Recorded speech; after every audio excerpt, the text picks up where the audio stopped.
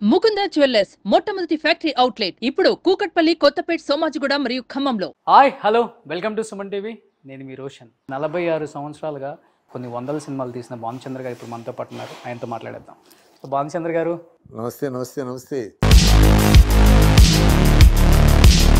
జాబిల్లి కోసం ఆకాశం ఒక 2 లైన్స్ గుర్తుందా? జాబిల్లి కోసం ఆకాశమల్లే వేచాను నీ రాకకై.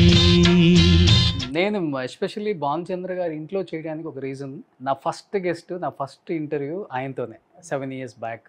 గోల్డెన్ హ్యాండ్ ఆయన. నువ్వు కనపడినప్పుడు కూడా చక్క మంచి ఇలాంటి ప్రశ్నలు అడుగుతుంటే మనం ఎన్టీఆర్, ఏఎన్ఆర్, తర్వాత వచ్చిన మీ జనరేషన్ కానీ ఎలా ఉంటుంది అవన్నీ చూసినప్పుడు? ఇప్పటికి చాలా మార్పు వచ్చింది. ఎప్పటికీ అసలు ఆర్టిస్ట్ కనెక్షన్ లేదు. షార్ట్ రెడీగానే బయటకు వచ్చి ఇలా తొగిసి డైలాగ్ మళ్ళీ లోపలికి వెళ్ళిపోతుంది. నాకంటూ ఒక సపరేట్ ఆడియన్స్, నాకంటూ ఒక సపరేట్ ట్రాక్ ఉండాలని మీరు అండ్ సుమన్ గారు ఇద్దరు కూడా మార్షల్ ఆర్ట్స్ బ్లాక్ బెల్ట్. ఈ థాట్ అవుద్ది ఫస్ట్ మీద అయిందా? నువ్వు ఈ ఫీల్డ్ కరెక్ట్ కాదంటే మిగతా హీరోస్ రియాక్షన్ ఏంటి? ఒక్కసారిగా మార్షల్ ఆర్ట్స్ బ్లాక్ బెల్ట్తో భానుచంద్ర గారి ఇండస్ట్రీని ఇంకొక లెవెల్కి తీసుకెళ్లారు కూడా. ఇవన్నీ ఎవరు చూస్తాడు అన్నారు.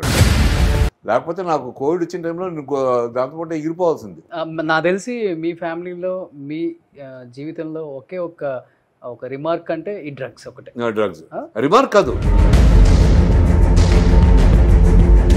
వాళ్ళు వచ్చినప్పుడు అంతా వాళ్ళు ఒక 3 kilos 1 kilo హెరాయిన్ తీసుకొచ్చేవారు.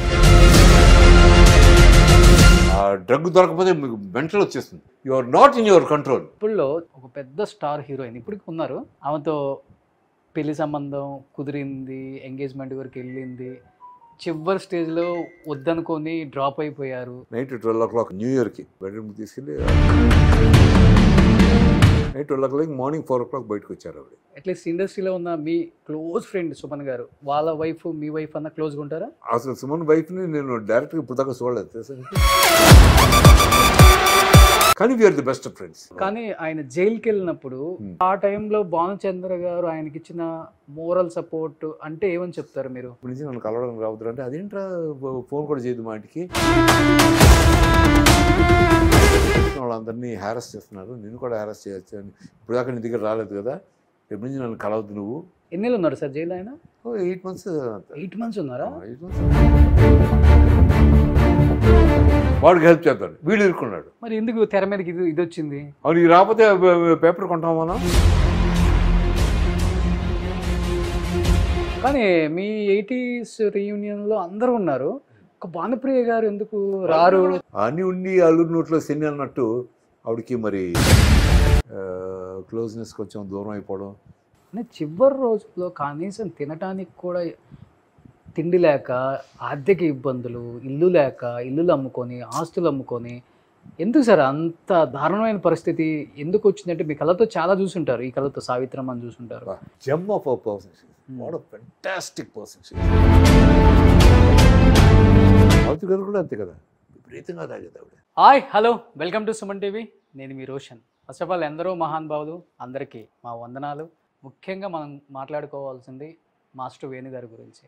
ఆయన తీసిన ఎన్నో ఎన్నో ఎన్నో సూపర్ డూపర్ హిట్ సినిమాలు. యాజ్ ఎ మ్యూజిక్ డైరెక్టర్గా ఒక పెద్ద శిఖరానికి చేరారు ఆయన. బట్ ఆయన కొడుకు మాత్రం ఎన్నో సూపర్ డూపర్ హిట్స్ ఇచ్చారు మనకి, ఇంకా ఇస్తూనే ఉన్నారు. సినిమా ఇండస్ట్రీలో ఆయన సేవలు చెప్పలేనన్ని. ఎందుకంటే 46 సంవత్సరాలుగా నిరంతర సినిమా శ్రామికుల్లాగే కష్టపడుతూ సినిమా కోసమే ఎంతవరకైనా ఏదైనా చేస్తానని చెప్పి కొన్ని వందల సినిమాలు తీసిన భానుచంద్ర గారు ఇప్పుడు మనతో పాటు ఉన్నారు. ఆయనతో మాట్లాడేద్దాం. సో భానుచంద్ర గారు, నమస్తే. ఎన్ని సంవత్సరాల నుంచి చూస్తున్నాను మిమ్మల్ని, ఇలానే ఉన్నారు, ఇలానే ఉంటున్నారు. ఇది మెయింటైన్ చేయడం చాలా చాలా కష్టం, ఎస్పెషల్లీ ఈ రంగుల ప్రపంచంలో ఉన్న ఆర్టిస్టులకి. ఈజీగా మనం ఏదో ఒక దానికి అట్రాక్ట్ అవుతాం. టెంప్టేషన్స్ ఎక్కువ ఉంటాయి. ఒక డ్రింక్ వేసుకోరా సరదాగా, ఇవాళ ఒక రోజు ఎక్కువ తింటే ఏం అవ్వదు నీకు, అలా చెప్పే టెంప్టేషన్స్ ఎక్కువ ఉంటాయి. బట్ అవన్నీ చాలా ఐస్ మీద నడిచినట్టే, అంటున్నట్టు అలా టచ్ ఒక పగ్ వేసుకుని అదే పార్టీ అయ్యేంత వరకు అదే పగ్గిని మెయింటైన్ చేయాలి. ఇప్పుడు పోసుకున్నాను రా అంటాం, ఇలాంటివన్నీ తప్పించుకోవడం అనమాట. కాదు అంటే కుదరదు, కాదు అంటే కుదరదు. సో ఇటువంటివి చాలా ఉంటాయి. బట్ అందరికీ చెప్పేది ఏంటంటే అల్టిమేట్గా అరే మీ ఇంట్లో బోన్లో ఒక రాయిని కొడతాను అంటే ఒప్పుకోరు కదా. ఎవరైనా మంచి బ్రహ్మాండంగా ఇల్లు కట్టి ఉంటాడు, ఇంట్లో అంత బాగుంది, ఈ రాయి కొట్టి పట్టుకుపోతాడు, ఎందుకురా బ్యూటీ స్పాట్ ఎందుకు వచ్చారు. అలాగా మీ బాడీ బ్రహ్మాండంగా ఉంటుంది, దాంట్లో కొంచెం ఆల్కహాల్ పోసి ఈ చోట ఈ లోపల ప్యాంక్రియాస్ దెబ్బతిని ఈ మన దేహం వచ్చి మనకి ఇది ఒక బంగారమైన ఇల్లు. సో ఒక టెంపుల్ లాగా చూసుకోవాలి, టెంపుల్ లాగా చూసుకుని అవయవాలను ఏం దూషించకుండా భద్రంగా కాపాడుకోవాలి. కాపాడుకుంటే we can have a peaceful life. Peaceful లైఫ్లో the richest man in the world is to have a peaceful lovely time. Brain ఇప్పుడు పీస్ఫుల్గా హ్యాపీగా ఉంటాయి. Even if you're living in a hut, you are the king of the world. అంతేగాని నీకు బాగా బోల్డంత డబ్బు ఉండి ఈ వరి ఆ ప్రాపర్టీ ఏంది ఈ ప్రాపర్టీ ఏంది అంటే ఈ జీవితాంతం ఇలా మెటీరియలిస్టిక్ థింగ్స్ వెనకాల పడి దానికి అక్కడ అయిపోయింది ఇది అయిపోయింది ఈ డబ్బు ఆలోచించి one fine day you will die. Everybody has to die. It's a matter of time అంతే, ముందు వెనక. కానీ అది ఏది మంది కాదు, అన్నీ మనవే. అది దానికి కూడా ఒక ప్లేస్ ఇచ్చాడు దేవుడు. ఆ డిస్టెన్స్లో ఉంచుకుని you have space for yourself so that you can be totally free and you can be totally yourself and love yourself, love your physique, love your body, mind and soul. గంటకు ఒకసారి బాడీకి పని చెప్తే 3 గంటల లైఫ్ ఎక్స్ట్రా ఉంటుందంట. Very true.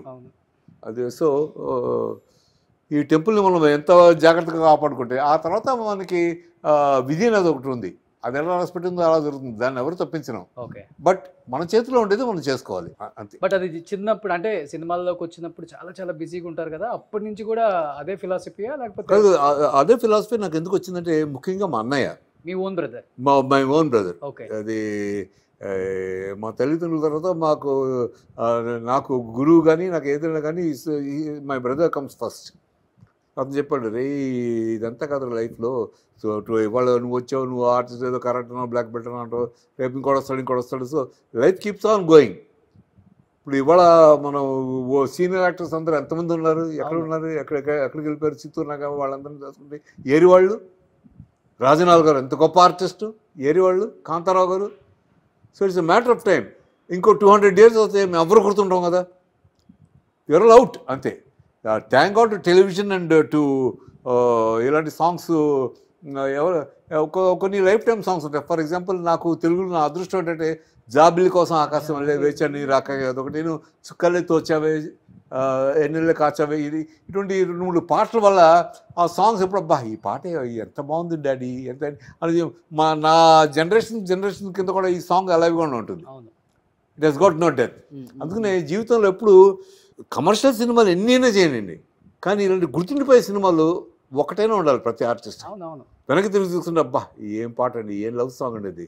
లేకపోతే నిరీక్షణ picture ఒక 100 years తర్వాత చూడండి, నోట్లో వస్తుంది నాకు. అదే ఆ సినిమా చూసేటప్పుడు కూడా ఒక ఫారెస్ట్ ఆఫీసరు, ఒక ట్రైబల్ గర్ల్ వాళ్ళిద్దరు లవ్ చేసుకుని పెళ్లి చేసుకుంటారని ప్రామిస్ చేసి రాలేకపోవడం, ఆ విధి వాళ్ళతోటి ఎలా ఆడుకుందో అనేది ఇట్స్ ఎ బ్యూటిఫుల్ కాన్సెప్ట్. మొన్నే చూశాను సూత్రధారులు కానీ. సో ఇటువంటి సబ్జెక్ట్స్, అశ్విని కానీ, సో ఇటువంటి రేర్ సబ్జెక్ట్స్ మనం చేసి మన వెనకాల పెట్టుకోవాలి. మిగతా సినిమాలన్నీ కమర్షియల్ సినిమాలు చాలా చేస్తుంటాం. రేచుకో అది 1 year 2 years ఆడింది పిక్చరు. అలాగే వేగుచుకోపడి ఇవన్నీ మా మత సెంటిమెంట్స్ అవన్నీ ఉన్నాయి, కానీ గుర్తుండిపోయే సినిమాలు చాలా తక్కువ. ఒక 4